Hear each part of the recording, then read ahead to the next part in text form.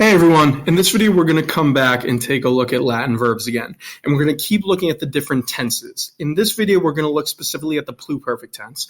So the first question we really have to ask is, how do we use Latin verbs in the past, right? That's really what we're getting at. We're going to look at another use of how we can talk about things in the past, okay? And what the pluperfect really is about is organizing different events in the past to be able to say which one happened first. But before we dive into that, again, one more reminder, what is a verb? You need to understand this before you go too much further. It's an action word, right? Running, skipping, jumping, typing, launching, anything like this. Any action word is what we call a verb. So you just got to make sure that you have that straight so that you can move forward, okay? And remember, Latin verbs have three pieces. They have tense, mood, and voice. Now, in this video, we're going to be really focusing on tense, okay? So we're going to stick with active voice. We're not going to change the mood, anything like that. I'll make videos, different videos rather, for diving into those pieces of verbs. We're just going to look at active voice and changing the tense, okay? So our question is, what is the pluperfect tense? And to explain this, I'd highly encourage you to go back and look at the video I already posted on what a tense is in Latin. And if you do that, you'll remember that a tense is just what time the action happened, right? When did it happen? Remember, tense comes from tempus in Latin, which means time. So basically, when you change the tense, you're changing the timing of when it happened, okay? So this timeline shows you all the tenses we've seen so far, including one that we haven't covered yet, but we will in the next video, future perfect tense. But if you're thinking of time sort of as an arrow, right? Or a line, I guess you could think of too. And you're trying to think of how they all relate to each other, the different tenses. Right in the middle, we have the present tense. Those are actions happening right now, right? I am walking or I walk. Got it. We're dealing with the past in this video, like I said at the beginning. So if you think of the past, so going to the left on this chart, you could say I was walking. That's imperfect tense. That's an action in the past that was continuous or repeated, right? I was walking. Got it. There's the perfect tense, which is an action that was completed in the past, right? I walked, an action that just happened and was over. Okay, so perfect and imperfect are the two that we've seen so far. They're both happening in the past. It's just about kind of different action and the timing, really. So in other words, a perfect tense is something that already happened, right? It's completed. Imperfect is that, again, that repeated or continuous action. So if I were to say I was walking, you're not exactly sure what time we're talking about, but you know it's in the past. Now we're going to introduce another past tense, which is the pluperfect. Okay, so one thing you want to know is that pluperfect literally means plusquam perfectus in Latin. It literally means more than perfect, right? So it's something that happened in the past before something else in the past. So if you think of pluperfect, perfect, and imperfect, all three of these tenses already happened. They're all in the past. This helps you organize when they happened in relation to each other. So in other words, the pluperfect is the farthest you can go back in the past in Latin and English, right? That would be the equivalent of saying I had walked. So it's sort of like before I did something else, I had done this, right? We're saying the pluperfect happened first. And we'll explain it as we go through this video, but just keep this chart in mind. Feel free to take a picture, put it in your notes, whatever you got to do. But it helps you see all the tenses in relation to each other. Okay? So let's dive in and get started. This is where we want to think. How do we deal with actions in the past, okay? And what I specifically want to ask you in this video is, what if two actions happened in the past? Which one came first, right? So maybe you have two different actions. I walked to school and I pet my dog, right? Both of those things already happened. I already pet my dog, right? Petted, however you want to say it. And I already walked to school, right? Both of those things were in the past. But which one did I do first? Did I pet my dog first or did I walk to school first? It's not exactly clear when you write it like this. So in other words, you can imagine a sentence in English where you say something like, today I walked to school and played with my dog, something like that, right? Both of these happened, but when did they happen, right? Which one happened first? That's where there's a little ambiguity or vagueness in English. The Latin is much clearer because you're going to change the tense around, okay? So the pluperfect tense, again, it's used to describe actions of the past that happened before other actions in the past, okay? Sometimes we call it the past of the past. Don't let your brain get put into a pretzel on this. It's actually easier to understand than I'm probably making it right now. But the idea is you've got two things in the past. Which one happened first? The one that happened first or the one that happened before the other is what we call pluperfect tense. And again, it comes from the phrase plusquam perfectus, which means more than perfect, okay? And we translate this in English as I had done something. You saw me say that before earlier in the video when I was showing you that timeline. I used that translation. It's the easiest one to do. I had done something. Now, I will note that in English, we've kind of not necessarily gotten rid of the pluperfect tense, we've definitely diminished its use. So usually instead of saying I had done something, we'll just say I did this, right? So it's kind of fallen out a little bit in English, but in Latin, it's very much still there, and it's very clear what tense you're talking about because it's going to be spelled differently. Okay, so again, we don't really use this as much in English. It's kind of died out, but you could if you wanted to, right? You definitely could. So this is how we approach it. We got to think of our 4 principal parts of a Latin verb, okay? And it would be 3 if this were deponent, but let's just stick with normal verbs. So we talked about how when you're looking at these 4 parts, the first 2 are what we call the present system. So in other words, in audio and audire, from these 2 parts, this is how we form the present, the imperfect, and the future tense, right? And we learned in the last video on perfect tense that we start with the last 2 parts. This is called the perfect system, right? They deal with those last 2 pieces, particularly the third part, audivi in this example. That's where we get the perfect, the pluperfect, and the future perfect from, okay? So we're really starting with that third principal part. So if you think of it that way, the only one we really need when dealing with pluperfect tense is the third piece, audivi, right? The fourth has to do with passive voice, but if we're just sticking with active voice, we're not using that either, okay? So we can simplify it down to just this. We need audivi, and we need to know that it means to hear, okay? If you have these 2 pieces of information, you're perfectly fine. You're ready to form the pluperfect tense, okay? So here's how we do it. The first thing you do, step 1, is you go to that third principal part and you drop the long I. This will give you the perfect stem. So from audivi, we drop a long I, you have audi, right? So audiv, that's where we start. So the good news here is that no matter what conjugation you use, it doesn't matter. You're always starting with that third principal part and dropping the I. There's no vowel changes, nothing, right? Which is good for us. We don't have to worry about flipping anything, none of that. So you just take that third principal part and you drop the long I.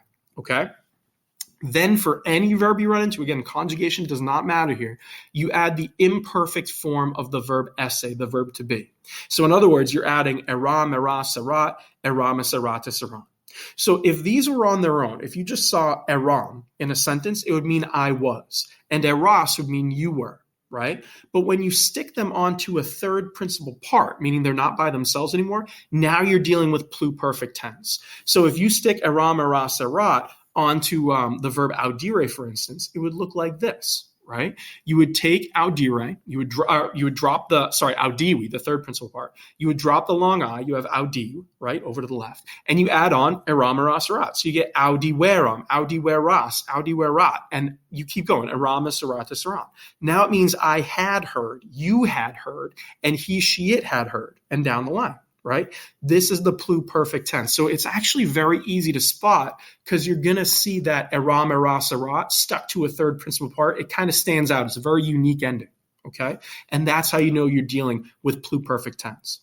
So hopefully that makes sense. That's all you're doing, right? The idea is pretty straightforward. Go to the third principal part, drop the long I, and add on eram, eras, erat. Let's look at some examples just to make sure that you feel really comfortable with this, okay? And these are going to be very repetitive because you're basically doing the same thing every time. Conjugation does not matter.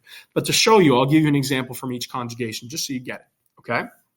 So if we started with a first conjugation verb, right, ambulo, ambulare, you go to the third principal part, ambulavi, you drop the long I, which will give you the stem of ambulav. Now we add on eram, eras, erat, eramis, eratis, eran. You'd be saying I had walked, you had walked, he, she, it had walked, and down the line. Here's a second conjugation verb, right? Sedeo, sedere. You take the third principal part, sedi, drop the long I, your stem is sed, sed, right? And you add on eram, eras, erat, eramis, eratis, eran. Now you're saying I had sat, you had sat, he, she, it had sat. Same thing, right? Same idea as before. The conjugation does not matter. Here's the third conjugation verb, ascendo, ascendere. Take the third principal part, ascendi, drop the long I, add on eram, eras, erat. Now you're saying I had climbed, you had climbed, he, she, it had climbed. Here's the third io. Again, it doesn't matter. These are just to show it to you, but it really doesn't matter what type of verb you have. You would go to the third principal part, aripui, drop the long I, add on eram, eras, erat, right? It should be getting very repetitive at this point. Now you're saying I had seized, you had seized, he, she, it had seized.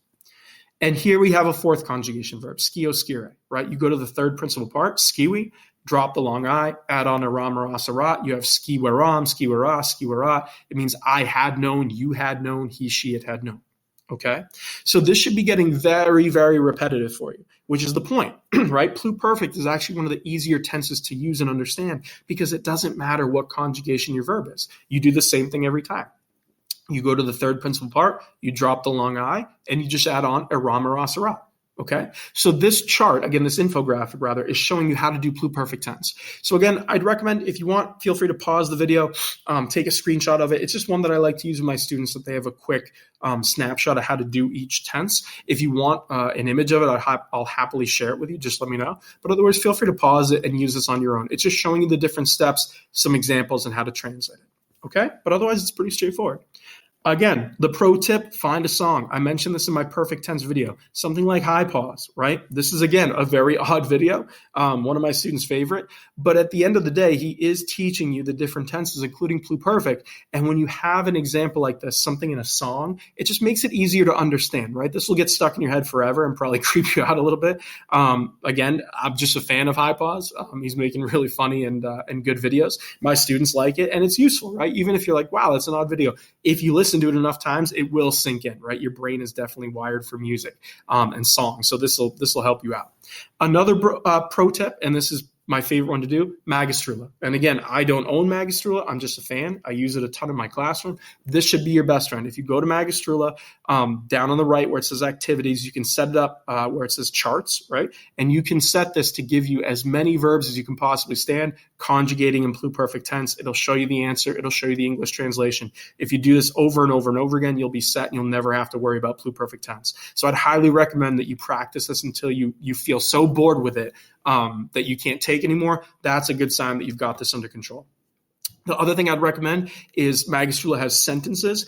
Do some basic sentences, but set the verb to be in pluperfect tense, right? This way you can see it in action. It's honestly a lot better than just conjugating over and over again. Try to do it in a sentence, right? Work on your translation, your reading skills. So let Magistrula spit out, all the sentences it does on clowns and pirates and all the other fun things, vampires. Have some fun. You can set it to go with pluperfect tense. I'd highly recommend that you do that.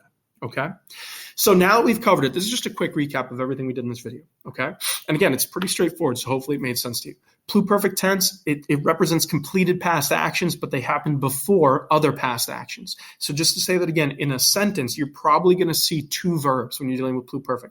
One will be either perfect or imperfect tense. Then you have a pluperfect verb to show that this happened before the other ones. So again, an example might be something like, before I graduated high school, I had passed Latin class, right? Which one happened first? Pluperfect. I had passed Latin class. It happened, first in terms of the sequence. Okay, that's all the pluperfect tense is.